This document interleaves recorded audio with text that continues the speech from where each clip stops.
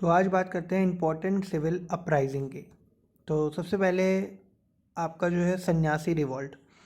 तो ये क्यों हुआ था? ये 1763 से 1800 के बीच में हुआ था, बंगाल रीजन में हुआ था।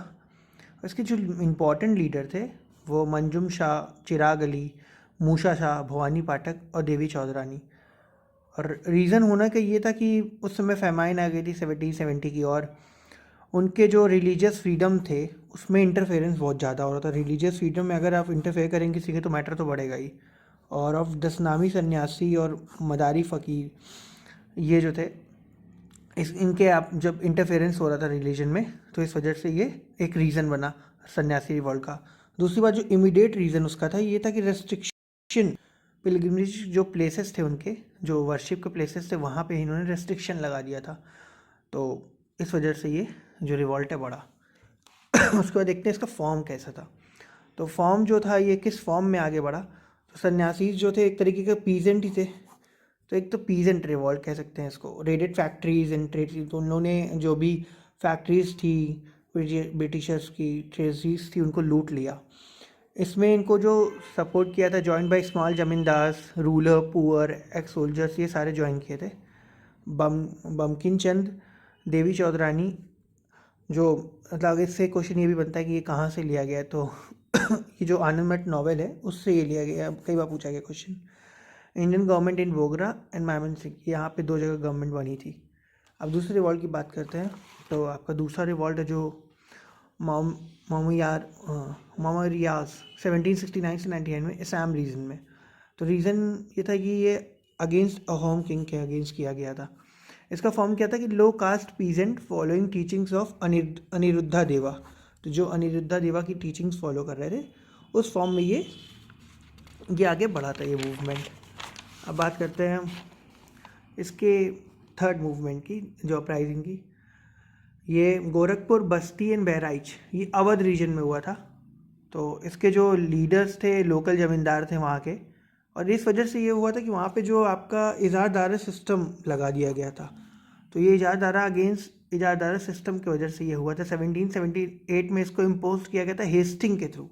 तो हेस्टिंग ने इसको इम्पोज किया था to overcome losses due to war with Mysore and, उसकी वॉर हुई थी जो एंग्लो मैसूर वॉर हमने पहले पढ़ा है, जो एंग्लो मराठा वॉर हमने जो भी पढ़ा था लास्ट लेक्चर में, उसमें जो वॉर हुई थी उसमें जो खर्चा लग गया था, जो पैसे लग गए थे, उसको ओवर करने के लिए इसने सोचा कि चलो लगा देते हैं, कुछ ना कुछ रिकवरी हो जाएगी। लेकिन एट द फाइनल मोमेंट में क्या हुआ, दिक्कत तो फिर होगी ना, मतलब लोगों को। तो इस वजह से जो है उन्होंने यहाँ पे गोरखपुर, बस्ती और बहराइच में रिवॉल्ट किया। फॉर्म क्या था इसका? System impose by Hastings under Alexander Hannay. तो ये अलेक्जेंडर हैनी के समय सिस्टम इम्पोज किया गया था। तो अब आते हैं अगले रिवॉल्ट। तो अगला जो है वो है आपका पॉलीगर रिवॉल्ट और पलियक्का रिवॉल्ट। ये 1705 से लेके आपका जो हुआ था 1805, 1795 से लेके 1805 तक। लीडर्स के थे वीरपांडी कोट्टा बम्मन और धीरन चिन्ना मलाई एंड मुरुट्ठू पंडियार। तो ये इंपॉर्टेंट लीडर के नाम आपको याद रखने हैं। ये तमिलनाडु में हुआ था, त्रिवेली किंगडम में। रीज़न इसका था कि टैक्स ज़्यादा लगा रहे थे, और टैक्सेशन था, सोवरेनिटी उनकी चली गई थी पॉलीगार्स की। और 1803 में उनको deprive the right of the kaval fees उनको नहीं मिलती थी। कवल एक तरीके की hereditary police, village police office होते थे। अब उनकी कवल फीस भी चली गई, तो सही होना ही था रिवॉल्ट। तो इसका फॉर्म जो था, फॉर्म इस तरीके था कि फर्स्ट वॉर कट्टा बम्मन ने किया, फिर अदर टू लीडर जो थे उस समय के, जो आपके धीरन चिन्ना मलाई और मुट्ठू पंडियार, इन दोनों ने भी मिलकर जो है रिवॉल्ट फिर से मतलब वो किया, वॉर किया। रिजल्ट ये था कि दबा दिए गए, सप्रेस कर दिए गए, इनको दबा दिया गया। And under Carnatic treaty east India company direct control over Tamil Nadu. जो ये कार्नेटिक ट्रीटी हुई इसमें ईस्ट इंडिया कंपनी ने डायरेक्ट कंट्रोल कर लिया तमिलनाडु पे, और पॉलीगार सिस्टम एक तरीके से ख़त्म हो गया। पूछ सकता है कब ख़त्म हुआ, तो आप कह सकते हो ये वाले इस वॉर के बाद ज़मींदारी इंट्रोड्यूस हो गई। तो यहाँ से ज़मींदारी इंट्रोड्यूस हो गई। अब बात करते हैं पाइका। तो पाइका रिबेलियन की। तो जो पाइका रिबेलियन था, इसमें जो लीडर थे बख्शी जगबंधु विद्याधर। आपके लीडर आपको याद होने चाहिए, बख्शी जगबंधु विद्याधर। और उड़ीसा रीजन में ये हुआ। इसका भी रीज़न था कि लैंड रेवेन्यू पॉलिसी जो थी इनकी, जो land revenue policy requirement of tax payment in silver, इनका ये था कि आप टैक्स पेमेंट करिए सिल्वर में करिए। और पाइका की पावर भी इन्होंने ख़त्म कर दी थी, रिड्यूस कर दी थी, क्योंकि इन्होंने जो राजा ऑफ खुर्दा है उसको उनको कॉन्क्वेस्ट कर लिया था 1803 में, इस वजह से और भी दिक्कत थी। तो राइज इन सॉल्ट प्राइसेस, और नमक के दाम भी बढ़ गए थे, ऊपर से काउरी करेंसी जो चलती थी, कौड़ी नहीं चलती थी पहले, उसको एबॉलिश कर दिया था।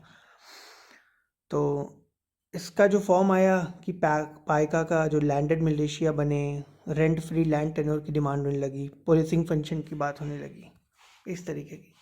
अब नेक्स्ट बात करते हैं अहम रिवॉल्ट। अहम रिवॉल्ट में लीडर जो थे आपके कुमधर कन्वर थे, और असम रीजन में ये हुआ था। रीजन ये था कि British not withdrawn from Assam. जब फर्स्ट एंग्लो बर्मीज़ वार हुआ था उसके बाद से ब्रिटिश वहाँ से निकली नहीं थी छोड़कर, तो इस वजह से इसका जो है बेस बनने लगा। फॉर्म था no separation by company but conciliatory approach divided kingdom. ऐसा डायरेक्ट कोई सेपरेशन नहीं था, लेकिन जो उनका पॉलिसी जो अप्रोच वो फॉलो करते थे वो किंगडम में डिवीजन ला रहा था, इस वजह से ये मूवमेंट हुआ। कुका मूवमेंट की बात करेंगे, पंजाब रीजन में हुआ मोस्टली। इसके जो लीडर थे भगत जवाहर मल थे, और उनको सियाम साहब भी कहते थे। रीज़न था कि एक तरीके का रिलीजियस प्यूरिफिकेशन मूवमेंट था, और बाबा राम सिंह जो थे उन्होंने नामधारी सेक्ट फाउंड किया था। और रीज़न इसका ये भी था एक कि जब ब्रिटिश जो थे उन्होंने पंजाब के ऊपर कंट्रोल कर लिया था, और पंजाब को ट्रांसफॉर्म कर दिया था एक तरीके का पॉलिटिकल मूवमेंट में। तो ब्रिटिश रूल को एंड करना था इनको, कि ब्रिटिश इस तरीके से कर रही है, पंजाब को एक पॉलिटिकल मूवमेंट बना रही है, तो उसको एंड करने के लिए कुका मूवमेंट लॉन्च हुआ था। तो जब इसका लॉन्च हुआ तो एक तरीके से फॉर्म में आया कि कोई भी मीट नहीं बिकेगा, कोई अल्कोहल नहीं, widow remarriage, abolition of caste, ये सारी चीज़ें इसमें आगे आई। उसके बाद अब बात करते हैं सूरत सॉल्ट सत्याग्रह। ये गुजरात में हुआ था। इसका रीज़न ये था कि ये सॉल्ट की जो ड्यूटी थी 50 पैसे से 1 रुपये कर दी गई थी, तो ये मेजर था, 50 पैसे से 1 रुपये कर दी गई थी। तो रिज़ल्ट इसका हुआ कि गवर्नमेंट ड्यूटी को विदड्रॉ कर लिया। 1848 the government was compel to withdraw implement Bengal weights and measure. तो कंपनी को जो है एक मेजर वो लगाने वाली थी 1848 में, उसको हटाना पड़ा। इसको कहते हैं ये आपका implement Bengal weights and measure, तो इसको हटाना पड़ा इसके बाद। तो ये एक तरीके का रिजल्ट हुआ इसका। लास्ट में वहाबी मूवमेंट की बात करेंगे। तो जो वहाबी मूवमेंट था आपका, इसके लीडर थे सैयद अहमद ऑफ रायबरेली, जो कि इंस्पायर्ड थे किससे, शाह वलीउल्लाह ऑफ दिल्ली और अब्दुल वहाब ऑफ एरिया से। इनसे दोनों से इंस्पायर्ड होकर इन्होंने ये वहाबी मूवमेंट लॉन्च किया था। रीज़न ये था कि इस्लाम को रिवाइवल करना है, और जो वेस्टर्न इन्फ्लुएंस है इस्लाम के ऊपर वो हटाना है एक तरीके से। जो प्रॉफिट के टाइम में होता था सऊदी अरबिया, उस तरीके की चीज़ें लाने चाहते थे ये। तो इसको प्योर एज भी कहते थे ये। और इसका फॉर्म ये आया कि ट्राइबल बेल्ट में इस चीज़ों को फैलाना सिताना में जैसे, और जिहाद का शुरू करना against six kingdom of Punjab, फिर लेटर ईस्ट इंडिया कंपनी के अगेंस्ट भी। और एक तरीके का ये कंट्री वाइज ऑर्गेनाइजेशन बनाना चाहते थे। तो इनका ये पूरा मकसद था कि हम कंट्री वाइज ऑर्गेनाइजेशन बना के कैसे भी करके इस चीज़ों जो है ये मूवमेंट को आगे बढ़ाएंगे। अब बात करते हैं लास्ट, जो पुनापरा वेलार 1946 के केरला में हुआ था।